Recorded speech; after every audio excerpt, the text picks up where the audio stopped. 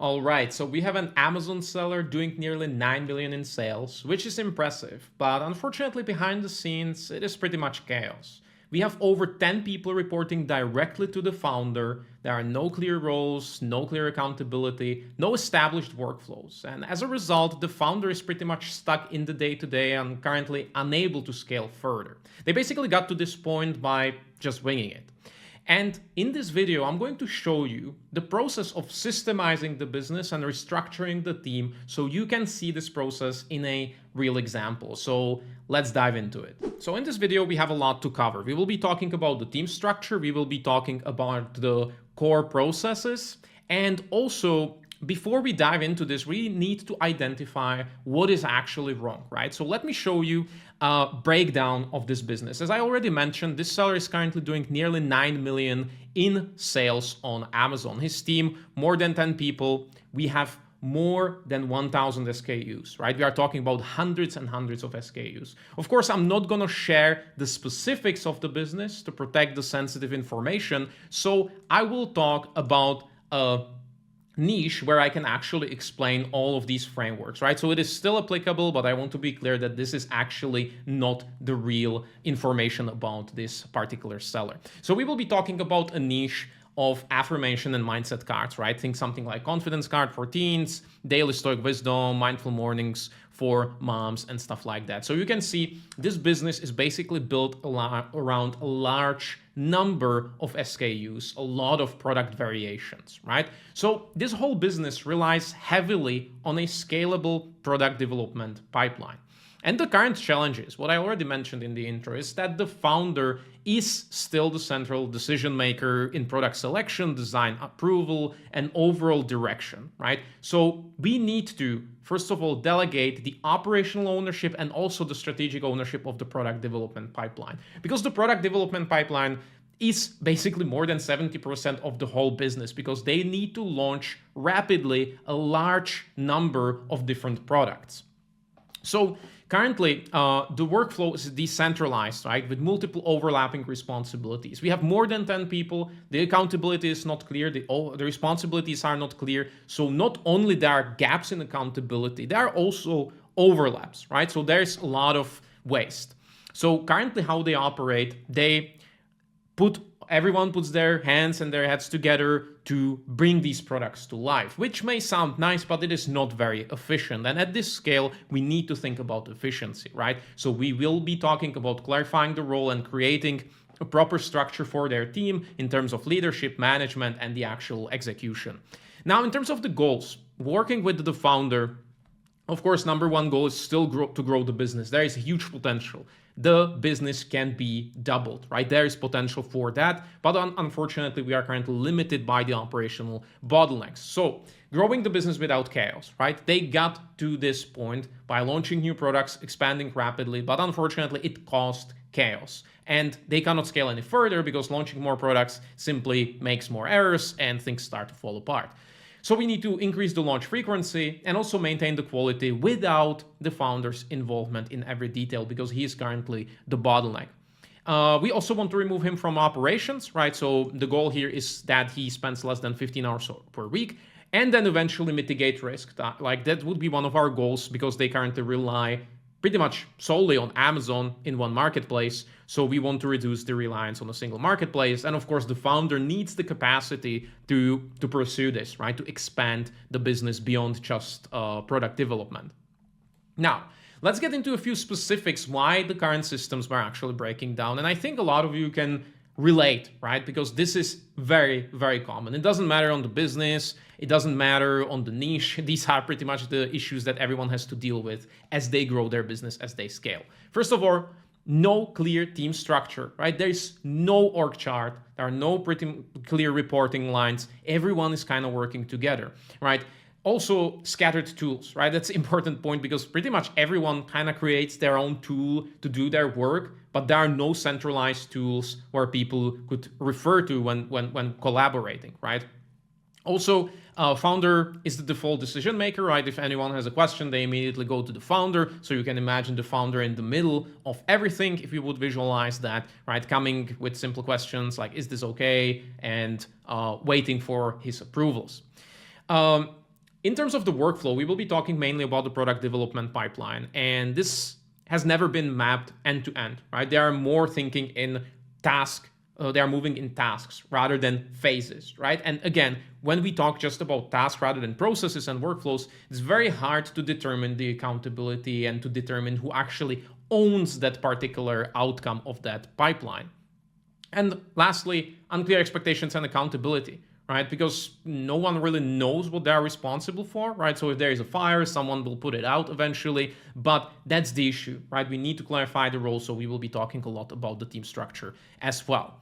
Now, the fix, what we will be doing is restructuring the team, right? Establishing clear roles, ownership of the phases of the different parts of the pipeline, and determine the reporting lines. So we want to prevent these issues going into the founder immediately. Only the big issues should be escalated to the founder. So the founder should be protected, right? There should be another layer of management, of leadership. So not every tiny issue goes immediately back to him. And eliminating potential confusions. And of course, ultimately removing the founder as the bottleneck of the business. Now, we will be also systemizing the product development pipeline, because as you can imagine, we will be talking about creative work. And the business is currently not leveraging AI, which is, in this case, we can really ramp up the production thanks to AI, and I will be talking about the specifics, right? So we will be building a repeatable workflow with specific templates, clarifying the ownership, handoffs, and overall centralized project tracking. So the founder can still see what's happening without, getting his hands dirty. Now, lastly, we will talk about optimizing and scaling, how to actually streamline this, how to integrate AI, right, where we can leverage that and position the business to actually grow to 20 million and more. We will begin by looking closely at the process, right? So high level, we will be talking about product development pipeline, which of course feeds into the supply inventory management. This is something we're not going to talk about today because that is fairly straightforward for this business. As I mentioned, majority of the work is required for in the product development pipeline. And then we will also talk about the team. I will work on this in terms of the process development and the team, but we kind of need to do both things at the same time, because the first step, since we have existing team, is to actually map out the current team structure, right? We want to understand who are the people we have on board, so we know what we can work with. We can potentially identify who we need to hire or who we need to fire, who is not performing, and at the same time build out the product development pipeline. So we will be jumping from one thing to another because, of course, these two things work closer together, right? We are talking about systems, and a system is a combination of the processes of the workflow, the tools we use to do the work, and of course the people that are accountable for those particular steps, for those particular tasks and decisions. So high level, we are developing a product development pipeline, right? What is the objective? We want to develop and launch high volume of quality, niche specific affirmation and mindset card decks that are based on validated demand and data, visually appealing and brand aligned, right? The branding is important, and delivered through a streamlined workflow from ideation to Amazon ready assets, right? End-to-end product development pipeline. And importantly, executed without founders' day-to-day involvement. And this will be a big challenge. Throughout this process creation and structuring the team, I like to use AI. Of course, it helps a lot to keep track of everything, like all of the teammates, their strengths, their weaknesses, what they are currently doing, what they should be doing. And for that, I actually trained a custom AI. You can get access to this. It's part of our brand systemizer toolkit. It's based on ChatGPT trained model that actually helps you, as basically your AI COO with processes and hiring. So for this, I actually used it to help me put all of this together. Now, when it comes to process development, right? This is my workflow. This is my framework. First of all, clarify the objective. We already did that. Now we will be mapping out the high-level workflows, and then we will talk about streamlining and leveraging different tools and automations, right? So this is essentially the workflow, the product process development end to end. If we take a look at the high-level workflow from the product development, right? We are starting in phases, right? We need to break down this into different phases. So we have ideation, validation, right? That's where the ideas come from. creative framework development, right? Because as I mentioned, since we are creating card decks, we need to have the creative framework, right? The design, the fonts, and all of that, we will then use to produce that particular deck. Then we have specific content creation, right? Because, for example, if we talk about Stoic Wisdom, daily cards, there will be a quote, there will be an image, so we have the content, right? The captions, we have the images, we have the packaging, so all of this content based on the creative framework, the layout and packaging, putting everything together in a nice way, right? So everything makes sense, there are no duplicates and stuff like that. Then we have quality control, because of course, for example, if we talk about the Stoic cards and we are using quotes, we want some quality control, right? To make sure that we actually included, the references to quotes to appropriate person, right? Who actually said that quote. And lastly, listing launch and prep. This is preparing on the Amazon side, right? So that is the high level view of this particular workflow.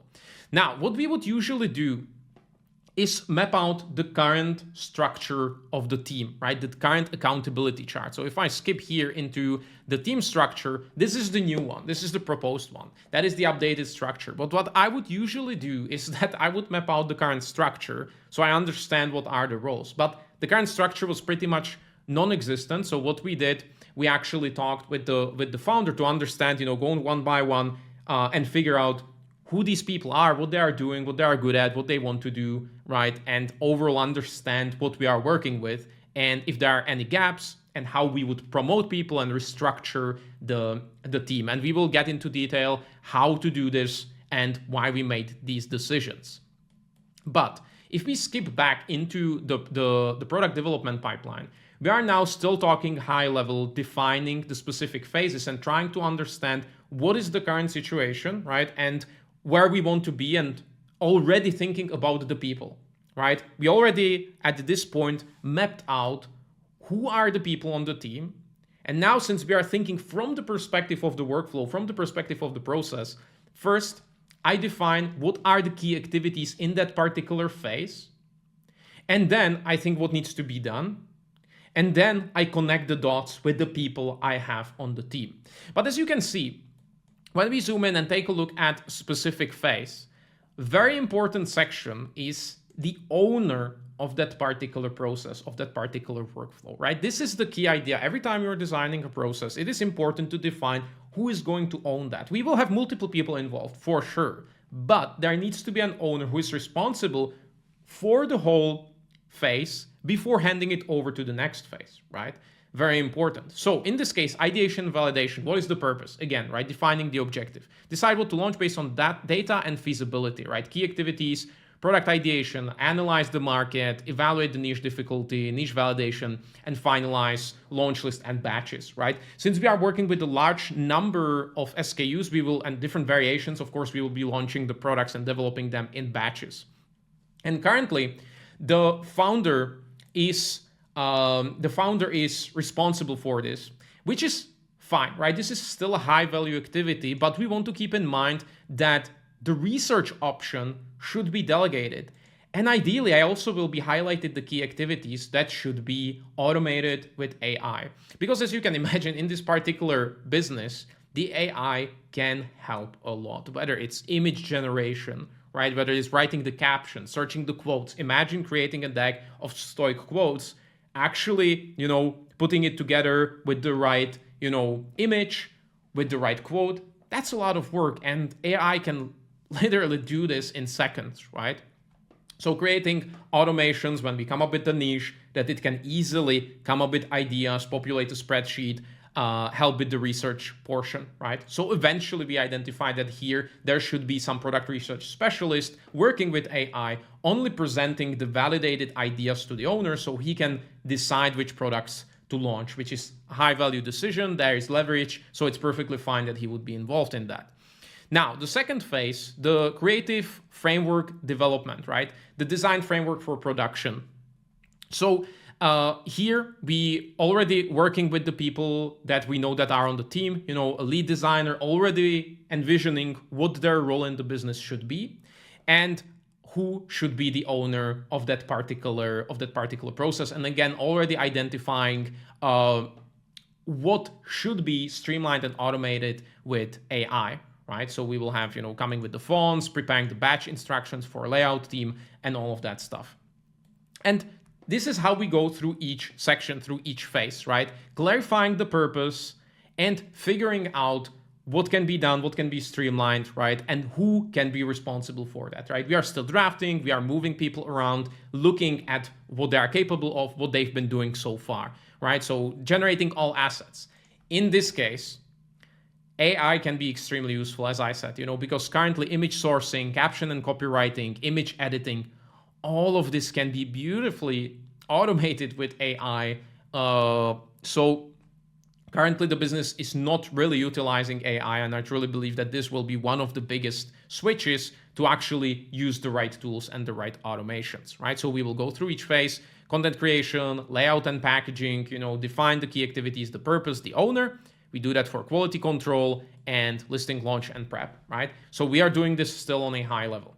Now, I want to stress out that as we develop this, it is essential to have proper task management where we will have the pipeline where we can literally track this on a high level, because we still need transparency. The owner, the founder still needs to see what is going on without stepping in. So in this case, we are talking about implementing something like Asana, where we can create the pipelines, monitor the batches on a high level, how they're nicely going through this pipeline, right? He approves a batch, so it goes through creative framework development, content creation, layout, and he can beautifully monitor everything on a high level. This is just a picture of the pipeline. I see that, of course, it says hiring pipeline. It's just an image to give you a better idea. I'm not going to share the specific screenshots, but you get the idea, right?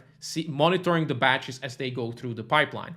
At the same time, we need to centralize instructions, because we have people who are doing the work. We have people who need to be trained to do something that they haven't been doing before. And of course, we will have people learning with AI and studying how they can develop these images and developing new workflows. So all of that needs to be in one place. And I always recommend to use Notion. It's perfect for that, right? So we have where all of the playbooks, where all of the SOPs live, one place where we can see who's currently using that and for what purpose the particular SOP is, right? So this is the high level how we will build the process, right? Because now we are documenting it, and this is where it will live. In task management, the specific steps, and in Notion, the company wiki, right? The one source of truth. Also, as we go through this, we are already thinking about the tools to use, right? So N8N is great for creating the automations. We talked about AI, connecting to your spreadsheets, to your tools. We will use ChatGPT or other language model to help us with that, whether it's the images, so we can connect these and slowly identify which of these steps can be streamlined with specific tools. So we will, of course, use traditional spreadsheets, nothing wrong with that, Canva or Adobe for the creative work, right? So we are putting everything together from the perspective of the process rather than from the perspective of a specific person, right? Because we are thinking from the perspective of the machine, of the business, but starting with the machine and just plugging the people in, working with what we have. So in the process I showed you, by the way, the AI can give you very good ideas how to streamline the processes. But since we clarified the objective, the high level system, process by process, then we map out the high level workflow, we streamline. We would also spend some time figuring out what are the key metrics to track, right? To measure, and then documenting the particular steps if there need to be some instructions, which the team then would be responsible for this.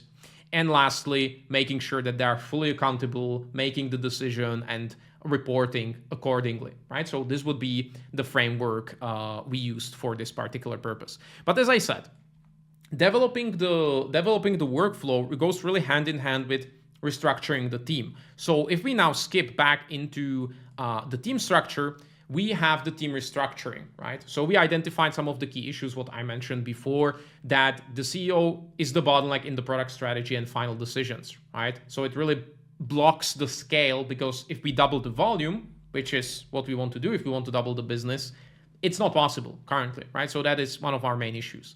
The second issue was that there is no true COO or, general manager, nothing like that. There is no layer of leadership or management that would protect the founder from these little fires and little questions constantly bombarding him throughout the day.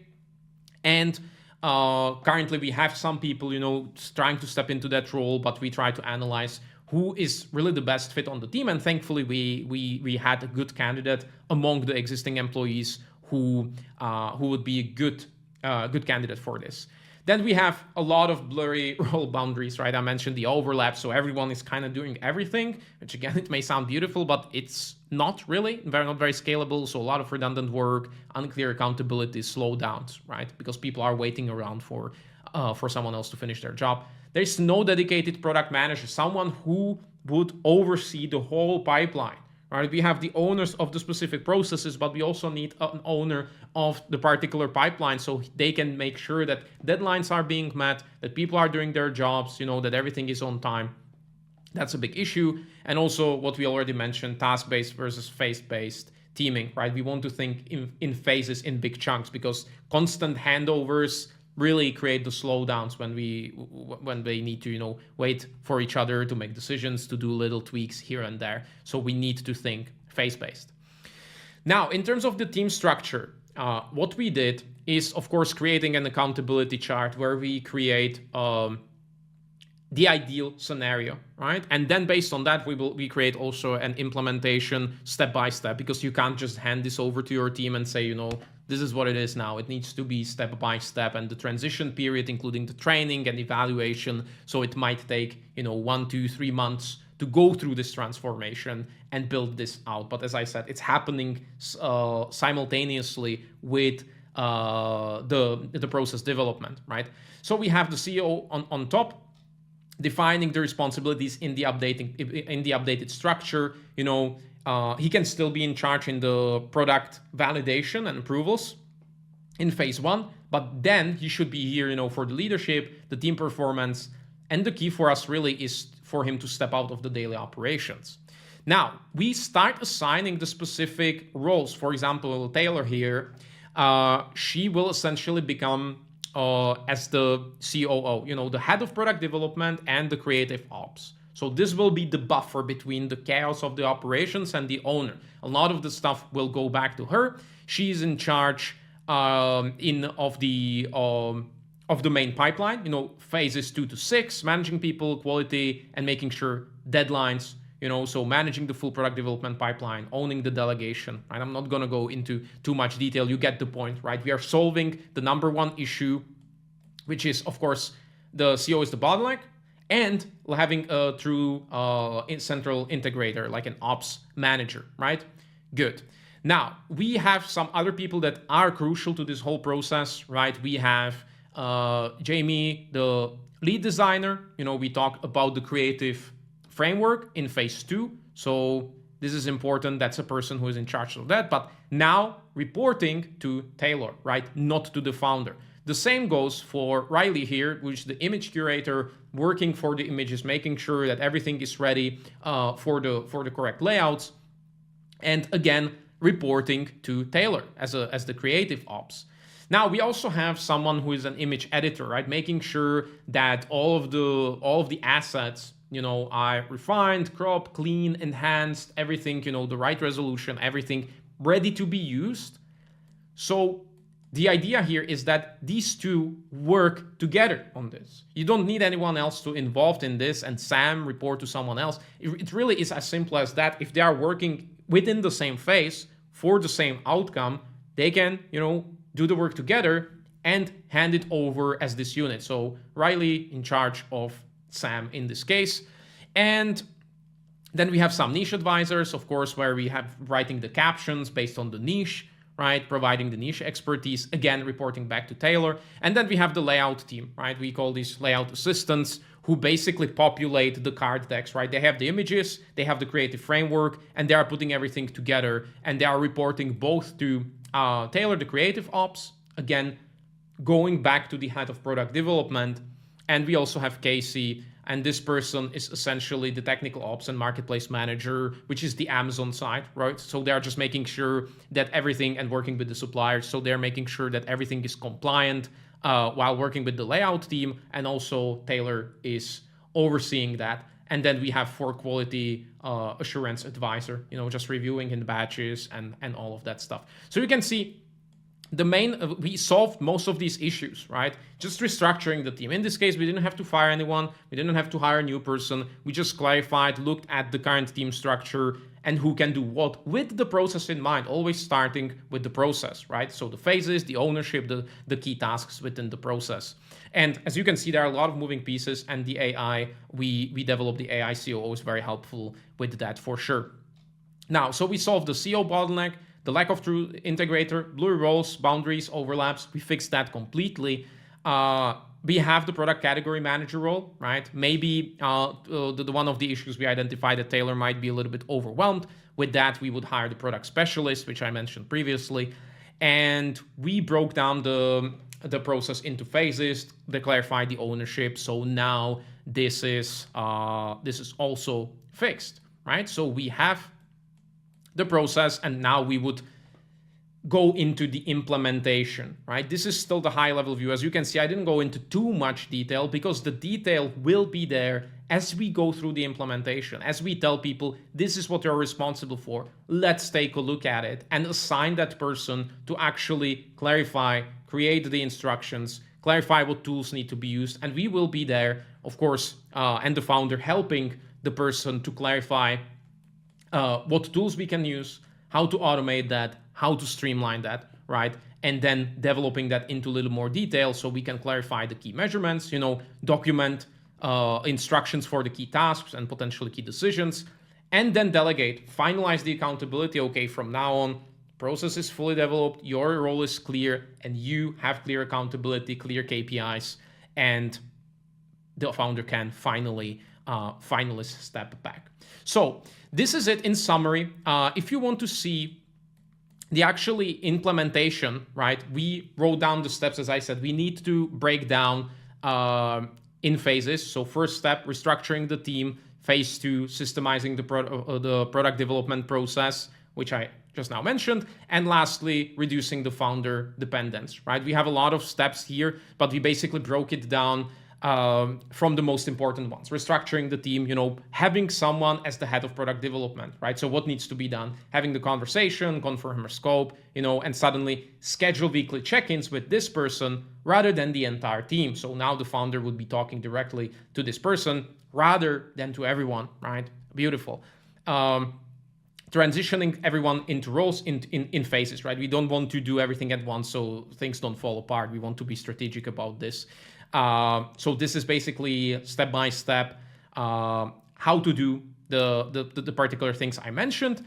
And once we go to the systemize the product development pipeline, we are just following the framework, right? Finalize this 6-phase structure, assign the owners, lock in the phases, document this visually, build a high-level workflow map, think about the tools we can use, how to leverage AI, creating templates, checklists, making sure that everything actually reflects in our task management and in our company wiki. And lastly, this would be the most important step, and basically why we are also doing this, reducing the founder dependence, free him from the daily operations, from the growth engine of the business. So having a product selection scoring system. So ideally, he doesn't have to look at the data. They can use something like PickFu, for example, to evaluate the feasibility, make the right decisions. We talked about systemizing the image approvals since this was a big bottleneck. So it can be for high volume decisions. So he can review only the most important ones and run the production in batches. So ideally, there will be a weekly report. The tracker we described in Asana, and the founder can just sit back and see his team doing the work, and he can step in to improve things, to optimize, and to help them when necessary. But ideally, after designing this, it should be as smooth as possible. Now, if you want to see how to build a proper operating system for your business, we have a step-by-step guide. I really created this video breaking down a proper operating system. It's almost an hour long, really, to help you go from 1 million to 10 or more. Breaking down, the engine, systemizing, people, hiring, delegating, and strategy, planning, prioritizing. So basically showing you how to do all of this for your own business. So there will be a link on the screen. And if you need help implementing this into your business, there will be also a link in the description. So that's it for today, and I'll see you in the next one. Bye.